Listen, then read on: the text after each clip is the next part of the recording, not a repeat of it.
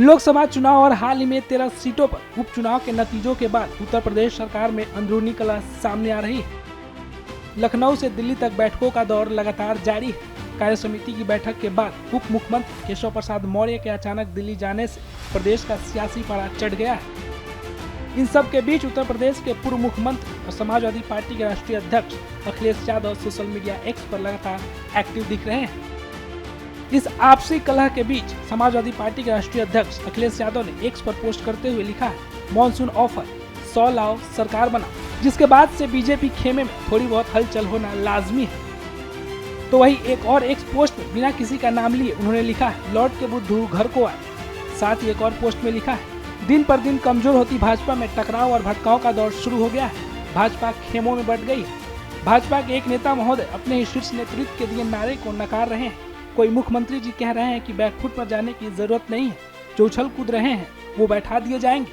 कोई कह रहा है संगठन सरकार से बड़ा है, तो कोई सहयोगी दल हार का कार्य दिल्ली लखनऊ के नेतृत्व के ऊपर डाल रहा है। कोई वीडियो बनाकर बयान दे रहा है, कोई चिट्ठी लिख रहा है। भाजपा में एक दूसरे को कमतर दिखाने के लिए कठपुतली का खेल खेला जा रहा है। सबकी डोरी अलग अलग हाथों में है। भाजपा में पर्दे के पीछे की लड़ाई सरेआम हो गई। इंजन ही नहीं, अब तो डिब्बे भी आपस में टकरा रहे हैं। तो वही एक और पोस्ट शेयर करते हुए उन्होंने लिखा है, भाजपा की कुर्सी की लड़ाई की गर्मी में उत्तर प्रदेश में शासन प्रशासन ठंडे बस्ते में चला गया है। तोड़फोड़ की राजनीति का जो काम भाजपा दूसरे दलों में करती थी, अब वही काम वो अपने दल के अंदर कर रही है। इसलिए भाजपा अंदरूनी झगड़ों के दलदल में धंसती जा रही है। जनता के बारे में सोचने वाला भाजपा में कोई नहीं है। हाल ही में मीडिया से बातचीत के दौरान अखिलेश यादव ने कहा कि जहां यूपी सरकार कमजोर पड़ी है, वहां ध्वस्तीकरण का फैसला टाल दिया है। बीजेपी कमजोर पड़ गई है। कुर्सी की लड़ाई में जनता परेशान हो गई है। ये जहां कमजोर पड़े हैं, लखनऊ में और सरकार में ये कमजोर पड़े हैं, इसलिए इन्होंने ध्वस्तीकरण का अपना फैसला टाला है कि भारतीय जनता पार्टी के लोग आपस में लड़कर के और कुर्सी की लड़ाई में पूरा एडमिनिस्ट्रेशन खत्म कर दिया है। जहां इन्हीं के विधायक, इन्हीं के लोग आरोप लगा रहे हैं कि भ्रष्टाचार चल रहा है। हम लोगों ने अखबारों में पढ़ा है कि मुख्यमंत्री खुद स्वीकार कर रहे हैं कि बड़े पैमाने पर दलाली चल रही है।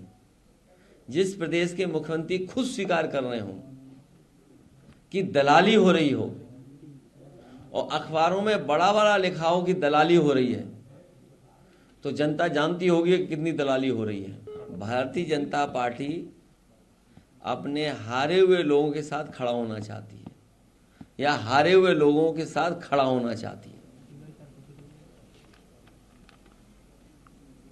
लखनऊ में ध्वस्तीकरण का जो आदेश था, इसको रोक दिया गया, क्या उस चुनाव को लेकर ऐसा किया गया है? ये कमजोर पड़ गए हैं, सभा के नेता ये कमजोर पड़ गए हैं। अभी जैसा परिणाम आया उससे बेहतर परिणाम आएगा। लेकिन आप डिप्टी सीएम से और सीएम इनके बीच में मामला चला। आज जो मीटिंग थी उसमें दोनों डिप्टी सीएम बुलाए नहीं गए। एक डिप्टी सीएम दिल्ली में मीटिंग कर रहे हैं, तो क्या कोई फेरबदल? कुर्सी की लड़ाई में जनता बहुत परेशान है।